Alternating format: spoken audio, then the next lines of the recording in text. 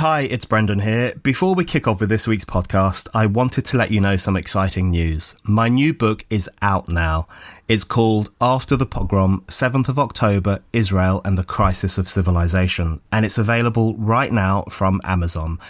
I'm really proud of this book. It is an unflinching account of how the West failed the moral test of 7th of October 2023, which of course is the day that Hamas and other militants invaded Israel and unleashed barbarism. The book documents in chilling detail how activists, academics and others in the West ended up making excuses for Hamas's violence, ended up taking the side of the pogromists against the pogrom's victims, and ended up, in the process, turning their backs on the values of civilization. The book is fundamentally a call to arms for Western civilization. It makes the case for restoring Enlightenment values and standing with Israel while it's under attack by radical Islamists. I don't know if an author is allowed to describe his own book as essential reading, but I really do think it's essential reading. It's called After the Pogrom, 7th of October, Israel and the Crisis of Civilization, and you can get your copy right now on Amazon. Finally, if you want a signed copy of the book, and why wouldn't you, you can get one by donating £50 or more to Spiked. Just go to the Spiked website, look for the donate button, donate today, and you will get a free signed copy of After the Pogrom, 7th of October, Israel and the Crisis of Civilization. Hello, welcome back to the Brendan O'Neill Show with me, Brendan O'Neill, and my special guest this week, Timothy Stanley. Tim, welcome to the show. Hello. It's great to have you back on, especially at this time with the Conservative Party fighting for its future and looking for a new leader. And I can think of no one better to talk about it with than you, in your capacity as a writer for the Telegraph, an inhabitant of the moral maze, and I would say one of the great candle holders for British conservatism. So I really want to hear what you think about the state of British conservatism. So let's kick off with the final two, Robert Jenrick, Kemi Badenoch. To some people, a bit of a surprise that they are the final two and that James Cleverly isn't there. So we can get back to that in a minute. But what do you think of that being the choice, Jenrick or Badenoch? Do you think that's a good choice for the Conservatives to have? Are these two good leaders for people to choose between? How do you feel about them? Whatever their personal qualities, this is the best outcome the Conservatives could have hoped for. Now, media coverage of this and reaction has just been way off, as usual, and reflects the bias within the media of the left. And their view is that politics is on a spectrum, left or right, and it's always won by whoever is in the centre. So on the basis that you've ended up with two right-wingers, as they would cast it, the race is imbalanced, and it means a centrist can't win. So it must be a disaster. And there's no shortage of, if you like, left-wing conservatives who can be wheeled out to say, my party has lost, I can't believe they've done this. Well, this is nonsense. You just have to bear two things in mind. One is that the Conservative Party has realised, by nominating these two, that its biggest job is to win back Reform voters. That's not enough to put it back into number 10, but it can't get back into number 10 unless it binds the centre-right back together. So it's gone for two candidates who are pitching themselves, Kemi with culture war politics, Jenrick with immigration politics, pitching themselves at Reform voters. And the second thing to bear in mind, which is what I'm actually quite excited about, is this represents a generational change in conservatism. Thatcherism is dead. This is the intellectual rise of, if you like, the politics of Jordan Peterson. Anyone in the world right now who is the Karl Marx for those two, it would be someone like Jordan Peterson. And if you actually listen to what they say, they are not your classic left-right binary. Instead, they are talking about issues like immigration, about culture, about the structure of the state, which means that whoever gets elected, and we can go into this, it's going to be a radically different conservatism to the one of Thatcher or of David Cameron or of Rishi Sunak. So in short, the Conservative Party had to tear itself down and rebuild. And the two candidates who are best positioned to do that are Kemi and Jenrick. And therefore, the choice doesn't surprise me, and I'm very happy with it.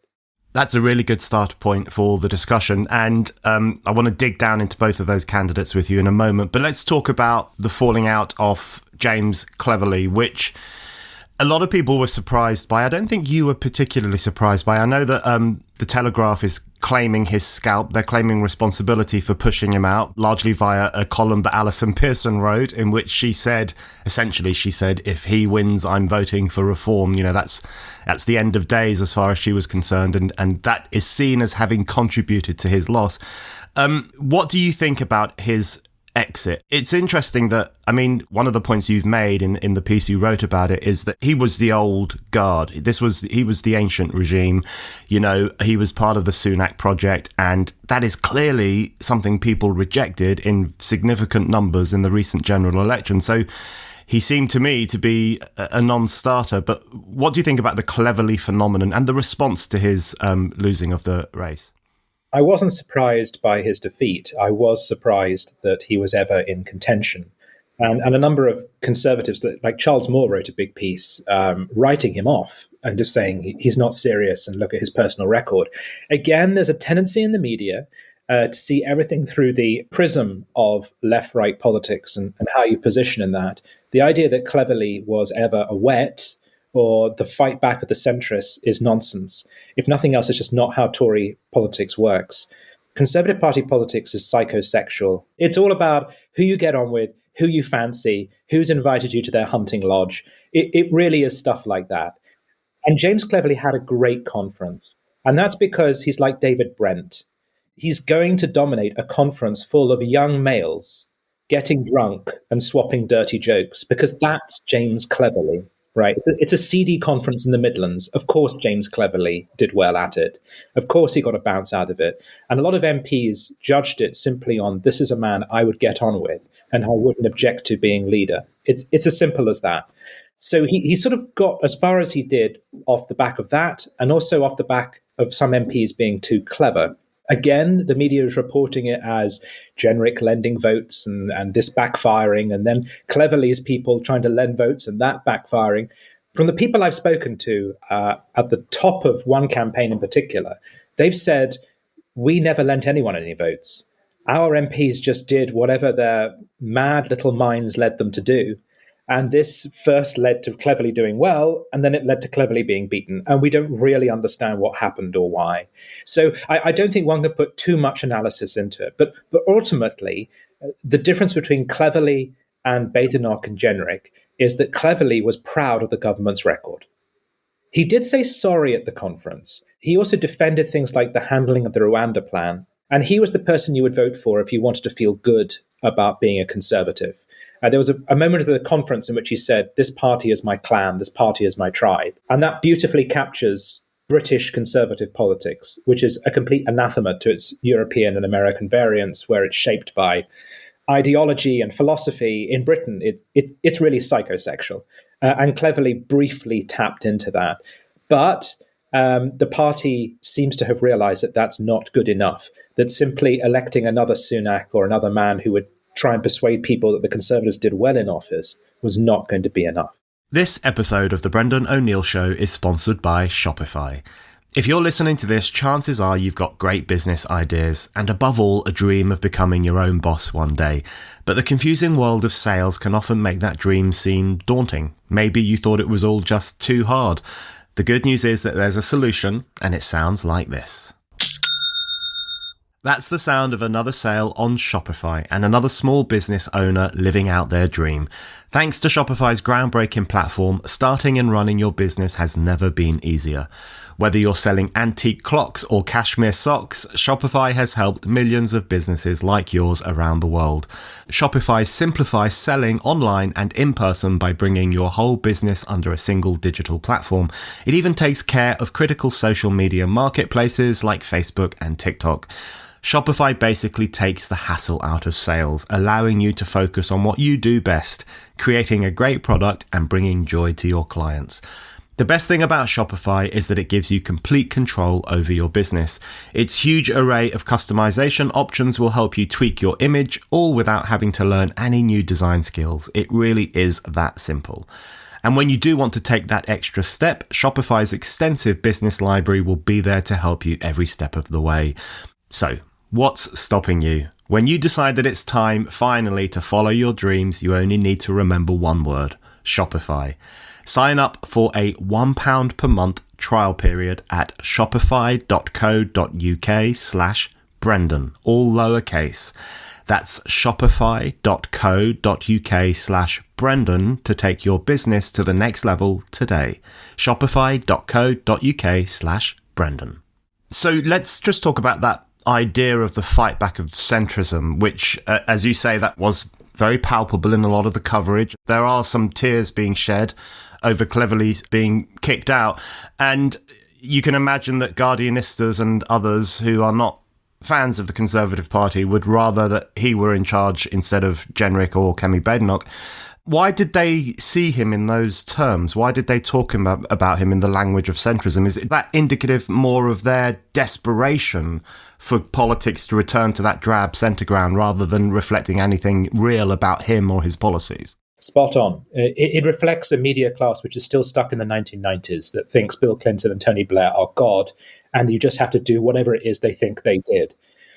So it's partly seeing things through that prism. These are not people who, if Cleverly had won, they'd have suddenly said, I love him. He's a centrist. I mean, that if you ever think that's a mad fantasy. He was not going to suddenly win back millions of Labour and Lib Dem supporters, and he was not going to get the endorsement of the New Statesman. That's just nonsense. No, they liked Cleverly, or they not exactly liked, but they were willing to crown Cleverly Mr. Normal because they despise Rob Jenrick and Kemi Badenoch.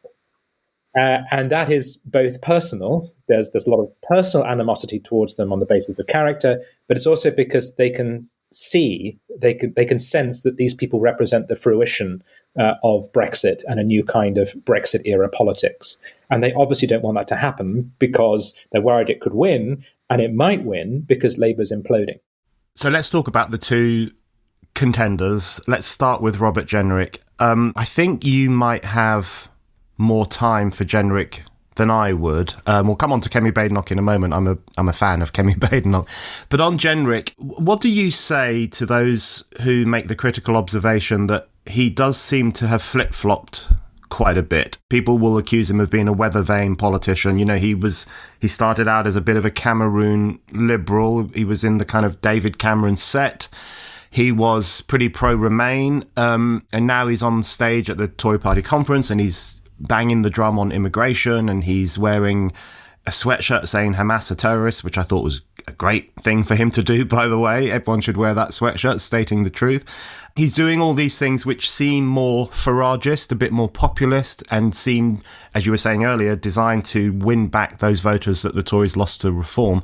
Does that make him a bit slippery, do you think? Or is this a substantial change in his political position, which, of course, people are perfectly at liberty to make?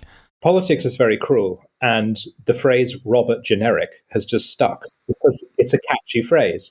And the problem is, if you're accused of being performative, everything you do is going to be regarded as a performance. So if you go jogging in a Hamas t-shirt, that's performance. If you may or may not have taken some kind of weight loss drug, which, by the way, millions of people have done, is perfectly normal, you're going to be judged as someone who's obsessed with your appearance. So what I would say about him is that if he has been on a journey, it is a journey, it's a substantive journey with a narrative to it, which is he entered the Home Office and he realized not only was it broken, but also that the Tories were saying things that because it was broken, they knew they couldn't deliver, and that was fundamentally dishonest.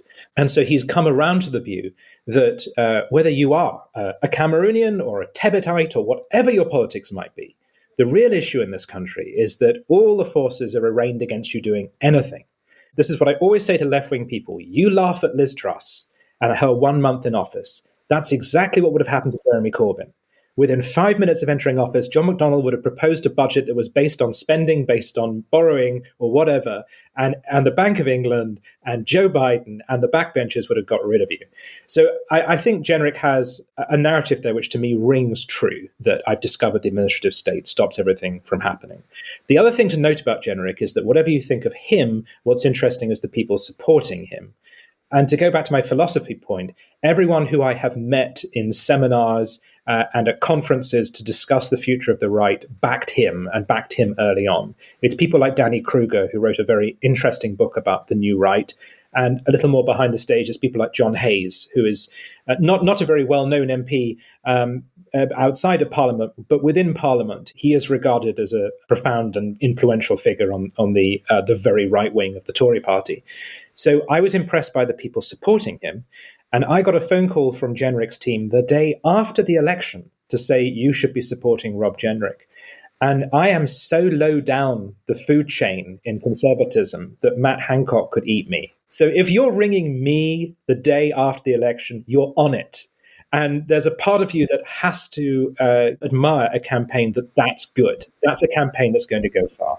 So with Jenrick, is your take then, because he was essentially sent to the Home Office really to keep a check on Suella Braverman, to make sure that nothing too crazy or lunatic would be done, that everything would be kept, normal and nice and so on. And is your view then that he was sent to do that, but he had a kind of Damascene conversion of some sorts and recognised that the blob is a problem, things aren't working, and there's not much you can do policy-wise because of the machinery in Whitehall? Do you think that's what he recognised when he was there? All of those things, plus he figured out that the Conservative leadership was lying, that it had said the Rwanda plan, we're going to send people overseas, and he discovered you can't physically do that because of the human rights legislation and because of the ECHR. Now, there is a counter-argument that you can, and James cleverly actually said during the campaign, I did it. Well, he sent a handful of volunteers to Rwanda. But either way, yeah, he discovered both that the machinery is broken, but also that conservatism was promising something it couldn't deliver. So he resigned. Okay, so on his focus on immigration, I think it is interesting. You said earlier that what we have in these final two contenders is one new right character who is pushing the immigration line quite hard, Robert Jenrick, and the other who is pushing the culture war quite hard, Kemi Badenoch. Let's just talk about the immigration question to begin with. It seems clear to me that that is one of the issues on which the Tories really screwed things up over the past few years, and one of the reasons they lost such a significant number of votes to Reform and to other parties as well. I've always had the view that the reason British people want immigration to be controlled is not because they are xenophobic nutters who don't want anyone to come to the country, but because they think you can't have porous borders. You can't have open borders that are not controlled, that are not policed, where we don't know who's coming to the country, what they're doing here, and so on. They want to have that sense of control over the destiny of their nation. Why do you think the Conservative Party has failed to... I mean, they've made efforts to get on top of the immigration question. They haven't succeeded. Do they recognise how serious it is as an issue for many voters in terms of how they perceive of the country itself? No, and this it's interesting, isn't it, that the issue that's become definitional for the Conservatives, which they're now staking everything on getting back into power on, is the one on which they're probably least trusted because their record is so contrary to what they have to say. The fundamental problem with the Tories on immigration is that one half of the Tory brain says the nation state is real and must be protected. The other half of the Tory brain says, but economic growth is paramount and we must have cheap labour. And they have never found any way of reconciling those two things because they really are contrary. And what they've tried to do is, I take your point about control. That's the way they've tried to frame it. It's control. Of course, they haven't delivered it because of people coming across the channel. But besides that, I think it is about control and it's about numbers, right? It's control in order to reduce. And what the Tories did under Boris Johnson in particular, who is so not a conservative, it's unbelievable how much this man is really philosophically not a conservative. He's a 19th century, like Manchester school liberal, right? And Boris thought it's about control. So if we erect the apparatus of control and then let everyone in, the public will go, well, fair enough, it's being controlled and everyone's coming in. No, people wanted control so that numbers would come down. And that's what the next generation has recognized and is all about. That's particularly what Suella Braverman was about. It's about saying, no, the challenge isn't just, are we managing our labor supply correctly? It's, is our culture being undermined? Is it our working class is having its wages suppressed? And also, which is really interesting, is it that we are choosing to import people rather than reproduce? and issues which 4 or 5 years ago I was writing about and would get a lot of pushback on. You talk about things like birth rate. People just, they hear it, an alarm goes off in their head. They think you're talking 19th century Genesis nonsense. No, it's a simple demographic problem. It's a Malthusian problem that we've got right now, that there are too few people born here, so we're making up for it by importing people. And the Conservatives, at least Jenrick and Kemi, are now aware of that. Whereas the previous generation, from Cameron through to Sunak, they didn't recognise that was the issue. Okay, let's talk a little bit about Kemi Badenoch. What's your take on Kemi Badenoch? She would be, I don't have a vote, of course, not being a member of the Conservative Party, and only a very infrequent voter for the Conservative Party. I think I've voted for them once in my life, maybe twice. I have to ask when you voted for them. Is this Brexit? I voted for them in 2019. Yeah, okay. Get Brexit done. To my mind, that was like a second Brexit referendum, essentially, and I had to put my vote down for Brexit once again. So Kemi Badenoch, however, would be the person I would go for. I think she is a brave politician. I think she's articulate, although she sometimes puts her foot in it, not on purpose. I think she's got a lot going for her. She stood up on some of the most important cultural issues of our time that other people run away from. Gender critical issues, for example, the immigration question, defending British history and British traditions from the kind of year zero mobs of the past few years. She's been good on all of that stuff, in my view. What's your take on Kemi Badenoch? I think an important thing to bear in mind with Kemi Badenoch is that she's British Nigerian. And this is important for Conservatives for two reasons. One, because they feel that her identity helps them to reach parts of the electorate they couldn't normally reach, that she cuts through because she's so not from the Conservative mould. And given that Labour is all about the politics of identity, it's very difficult to accuse the Conservatives of being racist or sexist when you're run by a black woman. So there's a very crude electoral calculation there. But the second thing is, being British Nigerian, she brings a perspective to the debate, which the rest of us don't have, which is, this is someone who grew up in a corrupt socialist country, who can see what Britain's getting right, what it's getting wrong, and what it's at risk of losing. So this brings us into a civilizational form of conservatism, which ties so many issues together. Immigration, Israel, the future of free markets, etc. It's all being brought together. And in her case, what I think she would say is, I have seen what happens when you give up on the foundational building blocks of a society, and when you allow everything to fall apart.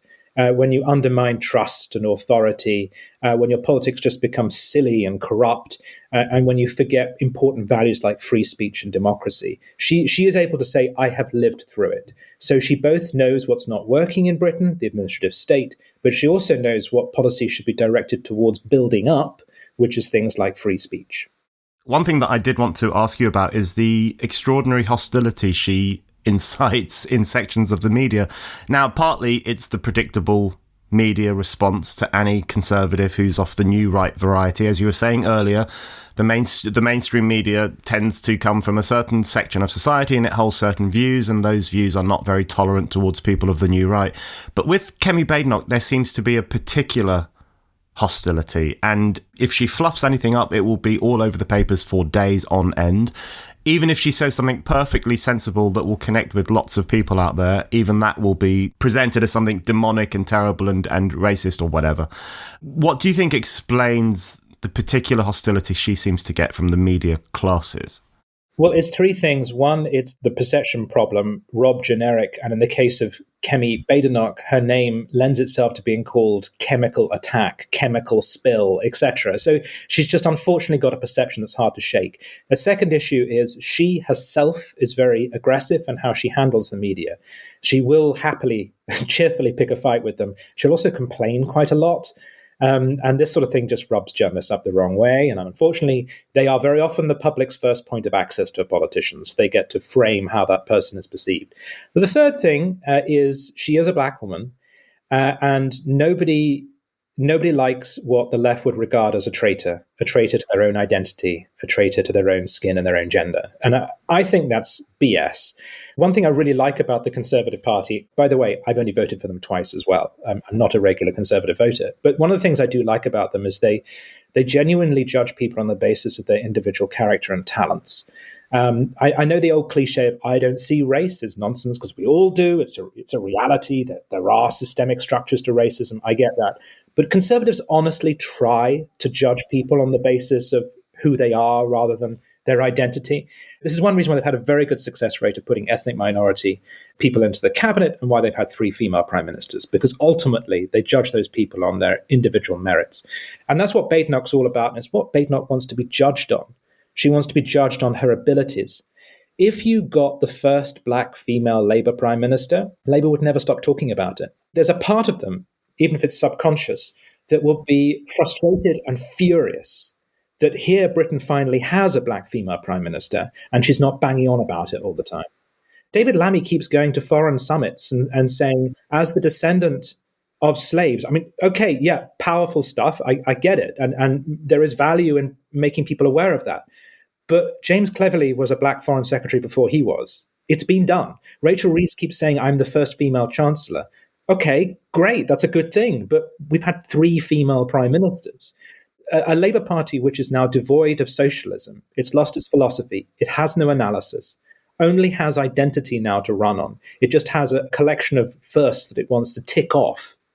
And so to see the Tories get there first and not handle it in the way that they would handle it, but in fact to be critical of critical race theory, to question trans, to talk about, I mean, she said some stuff about maternity pay I couldn't quite get my head around, but to sound like you're not part of the sisterhood, that's really annoying to them, because if your whole project is doing things for the first time, and then the person who does it for the first time doesn't care, that blows your narrative out of the water.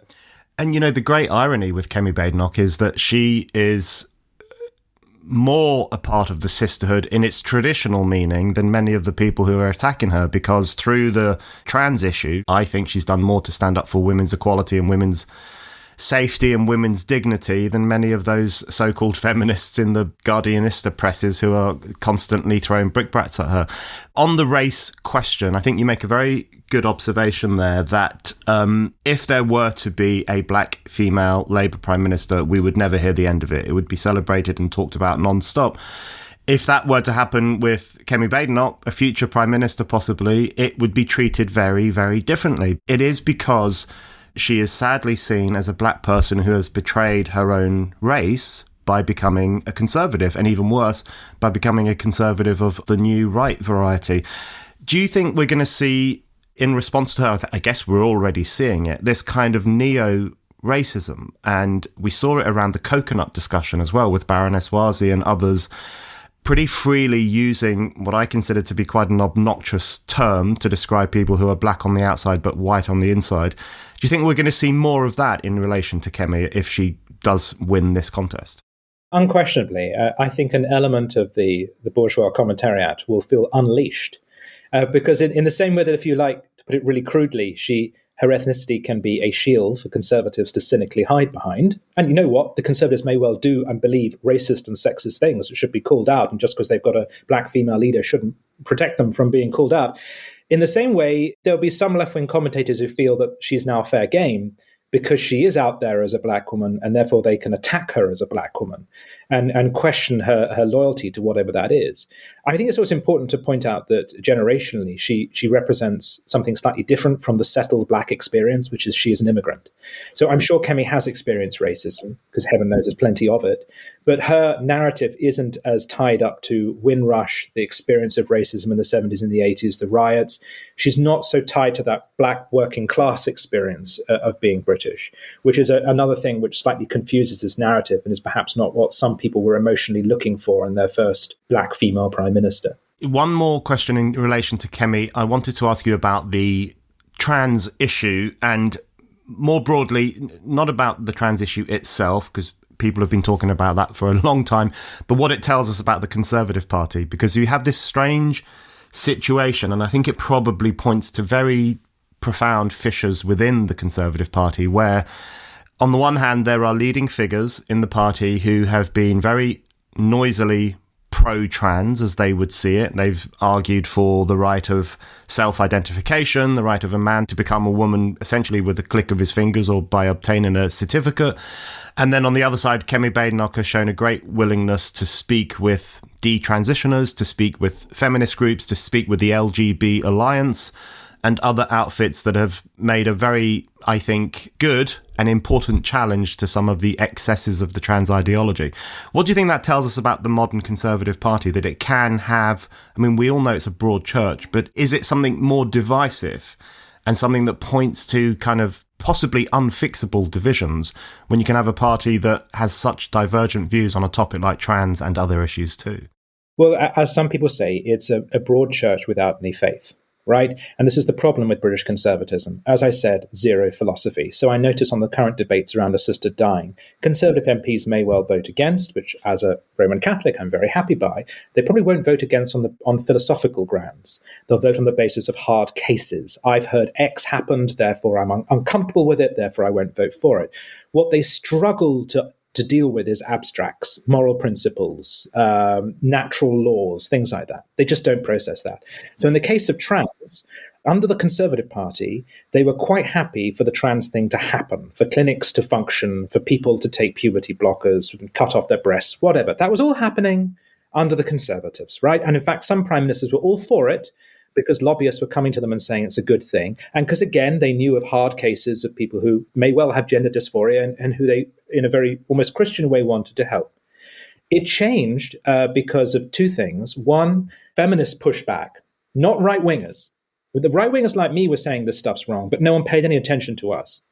It was actually feminists and lesbians, right, who changed policy on this in this country. And the second thing was it just became apparent that the medical practices were obscene and they couldn't keep on doing them. It's a bit like the boats coming across the channel. Whatever you think about immigration, a point reaches where you go, we can't allow people to drown in the channel. Well, likewise, we can't allow teens to do what they were doing. So the Conservative Party changed its mind on the basis of hard cases and lobbying, not on the basis of philosophy. Now, what the hell kind of Conservative Party is it that as a point of principle, as a day one point of principle, didn't say, I'm sorry, but there's such a thing as biological sex and you can't change it? That's a very strange kind of Conservative Party. So wherever we end up to, and the Conservative Party might now be in the right place on this, we are there because of accident and experience. We are not there because of philosophy. And that's one reason why many people like me don't trust the Conservative Party. Because it may get to my position, because my position I think is right, but it takes so long to get there, and it doesn't really believe it, that you think, why am I on this bandwagon? On the other hand, when I listen to Kemi talk about it, I agree it's a definitional issue for her. That's because she was equalities minister. People kept saying, why does she keep banging on about it? It was her job to bang on about it. But also, if she hadn't made the kind of arguments that I would make, philosophical first principles arguments, then no one else would in the Conservative Party. So I think there's something in her personality where if Kemi encounters a contradiction, she just says this will not stand. She cannot tolerate it. Whereas it's very Tory to live with paradox. Oh, we say one thing and we do another. Whereas Kemi would say, no, that doesn't work.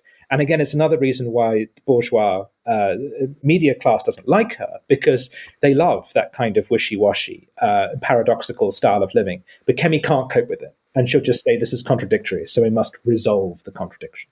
So on philosophy then, I think you're right that the Conservative Party doesn't seem to have many philosophical anchors, and often arrives at policy through narrower calculations rather than philosophical ones. So you mentioned earlier that if there is a Karl Marx for Robert Jenrick and Kemi Badenoch, it's Jordan Peterson. And you made the case that we're seeing the rise of what politics might look like if Peterson is the kind of philosopher for this new generation.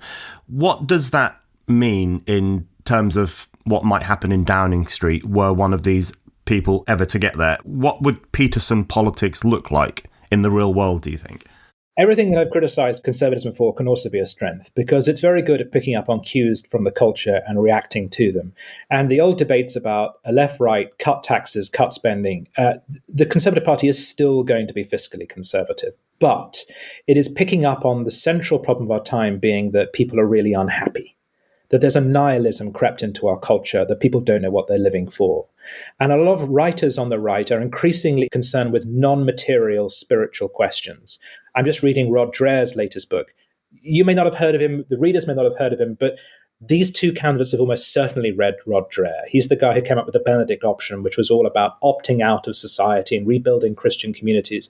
He's just writing a brilliant book, which is about enchantment in the world and the importance of promoting spirituality.